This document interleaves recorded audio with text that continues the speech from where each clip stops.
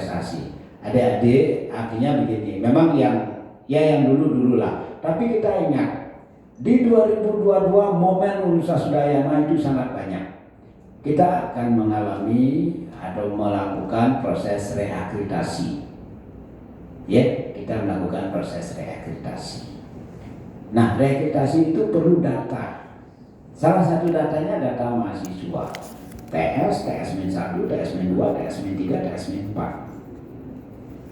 Ya, kita berharap, Bapak Rektor juga berharap akreditasi kita tetap unggul. Ya. Nah, untuk unggul seperti tadi 270 prestasi nasional, 135 prestasi internasional harus ada. Kalau tidak ada jangan harap, karena itu syarat minimal untuk unggul A. Kalau kurang dari itu jangan harap kita ada di A. Karena itu terukur, nggak bisa kita deskriptifkan, ya itu sudah langsung. Ya, di pangkalan data dikti sudah muncul. Nah, itu. Kemudian di tahun 2022 juga kita sampai Juni itu akan mengalami pemeringkatan. Karena pemeringkatan sampai bulan Juni. Jadi kita kejar semuanya itu sampai Juni. Sehingga kita berharap peringkat kita itu menjadi peringkat yang bagus. Bayangkan saja adik-adik.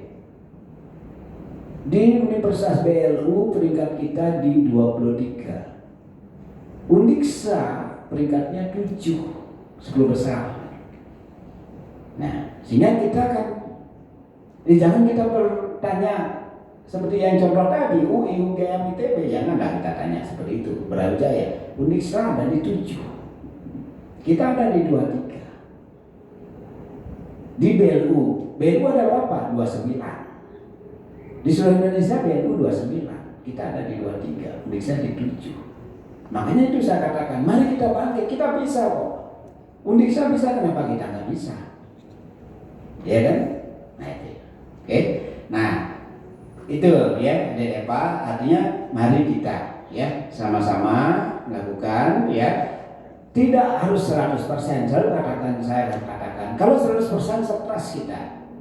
Jadi mari kita 70% arahkan ke prestasi, 30% sosial, pengabdian, ya mungkin juga kekeluargaan. Jadi saya tidak ngomong hura-hura, tapi kekeluargaan. Ya harus ada di situ. Jangan sampai itu hilang. Nanti rasa kekeluargaan kita hilang, rasa sosial kita hilang, pengabdian kita hilang.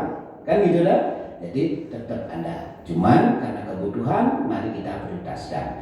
Nah kemudian terkait dengan tadi permasalahan pendanaan, kita sudah minta ke BKM, jadi pendanaan itu memang harus difokuskan. Seperti tadi Bapak Tiga juga mengatakan ya harus difokuskan. Nah, sehingga memfasilitasi di sini semua kegiatan mahasiswa yang ke arah itu. Artinya apa? Mari kita jangan berebut membuat kegiatan. Artinya mari kita berkegiatan. Misalnya saja BEM misalnya, jangan semua ini nanti artinya begini, ada sekian departemen di situ, ada sekian bidang di situ, semua buat kegiatan banyak-banyak. Mari kita buat mungkin ada 3 dalam 1 tahun kegiatan besar dari BEM yang sifatnya prestatif, ya itu yang kita fokus dana. Kemudian nanti ada dana-dana untuk kegiatan yang lain-lain, ya. Kalau terlalu banyak kita membuat kegiatan, itu nanti kegiatan itu menyebar sekali, ya. Jadi menyebar sekali, kita nggak fokus. Gitu. Jadi kita fokusnya di mana, ya. Nah sehingga apa? Seperti tadi ya, kenapa saya contohkan UGM, ITB itu mereka sudah punya fokus, ya. Jadi kegiatan itu dari itu seperti itu, ya. Dari dulu saya pernah mengantar masa saya ke ITB, masa undur ke ITB, ya. Itu pada rangkaian DIES itu kegiatan mereka apa tadi namanya lupa saya, itu nasional internasional, pesertanya sampai tingkat ASEAN, ya, negara-negara lain datang. Nah seperti itu ya. Jadi betul-betul, dan itu dilakukan setiap tahun rutin di rangka DIES. Jadi dalam rangka DIES itu kampus betul-betul menjadi milik orang lain. ITB itu menjadi milik internasional. Jadi semua orang ramai sekali berseliweran di situ, tapi peserta lomba semuanya. Ya, jadi memang mereka membuat sebuah kegiatan besar di situ. Lombanya macam-macam. Ada lomba startup, ada lomba isi, ada lomba karya tulis, ada lomba sampai lomba film ada. Nah itu semua ada di situ. Ya, olahraganya ada. Itulah dikemas jadi satu kegiatan dia.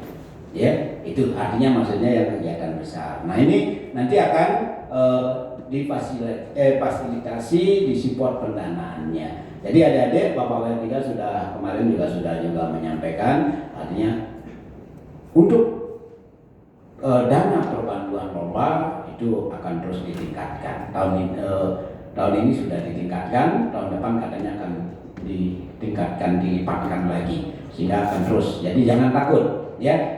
Adik-adik, teman-teman adik-adik yang berangkat sekarang itu tidak ada lagi dibantu cuma sekian tidak ada. Jadi selalu saya minta buat proposalnya, RAB-nya, ya, karena dalam prinsip saya kalau mau berprestasi maka mahasiswa harus nyaman berlombanya. Jadi saya selalu minta pakai aja pesawat dan sebagainya. Nah seperti itu. Jadi jangan sampai terlalu hemat. Kalau hemat nanti pulangnya nggak berprestasi.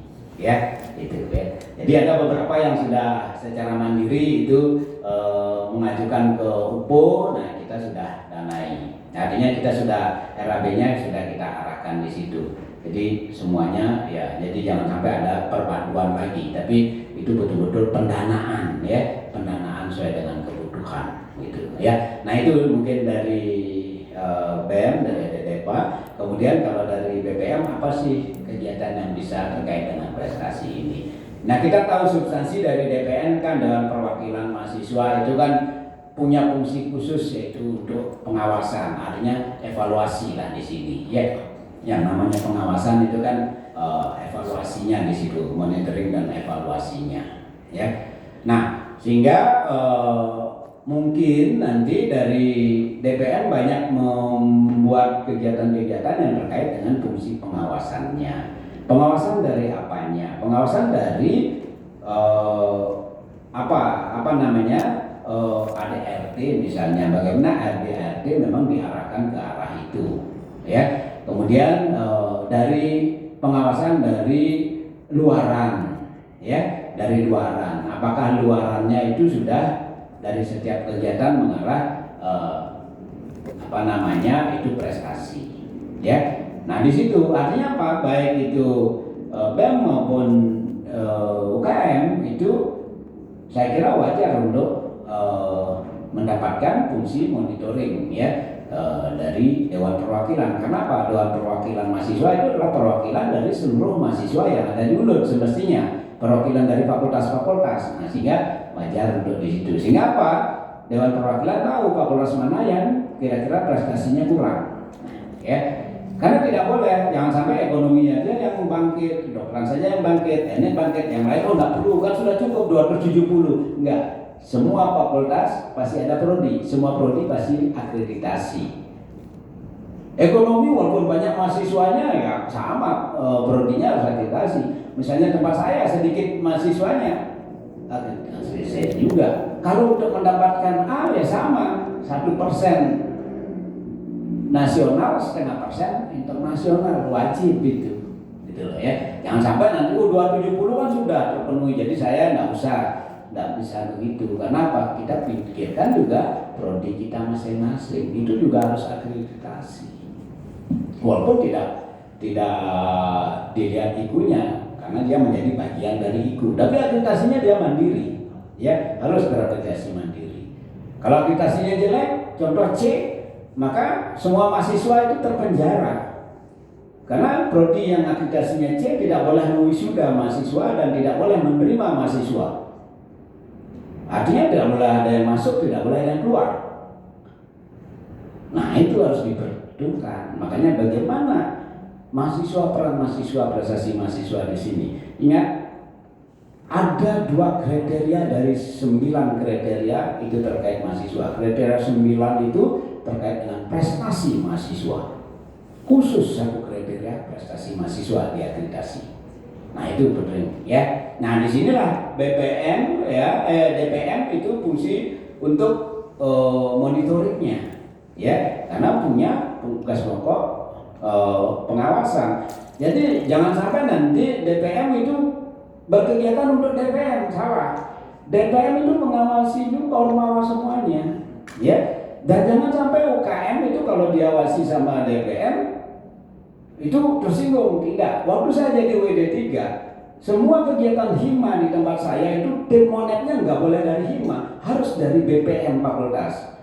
Semua kegiatan dan tim monetnya itu dari DPM. Jadi yang namanya tim monet itu jangan dari panitia itu sendiri, tapi betul-betul dari pihak independen dari ini, ya. Sehingga betul kegiatan itu berjalan dengan baik, ya. Nah begitu juga DEPA, jadi tolong nanti dari sekian kementerian lah istilahnya atau bidang itu yang ada di BEM itu nanti mungkin kerjasamanya dengan kalau Kementerian Pendidikan gitu misalnya kerjasamanya dengan UKM yang mana, nah itu ya. Jadi ada ranah-ranahnya sehingga apa? Setiap kegiatan itu nanti bisa serasi dengan UKM-nya. Contoh kesehatan, misalnya bidang di sana ada Kementerian Kesehatan mungkin dengan PMI, ya seperti itu ya, atau dengan yang lainnya, ya itu kan banyak yang kita miliki UKM-UKM-nya itu. Nah di situ nanti ya, dan UKM juga jangan, artinya saya berharap ormawa itu tidak berdiri sendiri-sendiri begitu parsial ya. Mari kita bersama-sama. Ya, karena saya lihat di tempat lain seperti itu. Jadi seperti di TP itu atau UI atau UGM keluarnya BEM mereka. Jadi makanya kegiatan BEM UI, BEM ITB, BEM UGM. Tapi di dalamnya itu UKM semuanya. Itu ya. Semuanya UKM pelaksananya, ya. Jadi untuk olahraga UKM ini, ada lomba silat UKM silat pelaksananya. Jadi bendera besarnya itu. Nah, sehingga apa? Kegiatan itu menjadi kegiatan besar, kegiatan internasional. Nah, kalau kita melaksanakan kegiatan ya sebagai pelaksana itu sudah di pemeringkatan itu sudah tinggi sekali poinnya. Kalau nasional ada poinnya, internasional ada poinnya. Tapi kalau kegiatan kita masih levelnya universitas tidak dapat poin dan tidak boleh dimasukkan. Ya, tidak boleh dimasukkan. Karena minimal dia itu provinsi. Kalau provinsi sudah dapat poin. Tapi mereka sudah lain. Kalau kita masih di tingkat provinsi, kemudian mereka sudah nasional internasional, ya kita akan tetap ada di peringkat bawah. Kalau kita mau naik peringkatnya ya otomatis mereka internasional nasional ya kita ikut aja nasional internasional. Nah, kalau tidak bisa internasional ya sudah nasional dulu. Ya seperti saya kasih trik-triknya nasional ya. Coba saja undang, kan ada aliansi BEM dan sebagainya, undang saja ya seperti itu ya. Gitu mungkin ya Adik Febri ya, Adik Eva juga, terima kasih. Mungkin ada lagi yang lain dan UKM, silakan. Baik, Pak Boyan Setiaso, nampaknya begitu. Mohon maaf sekali karena waktunya sudah jam 1 lebih. Mohon maaf sekali. Saya nyatakan karena maaf karena sebagai moderator kita dibatasi oleh waktu.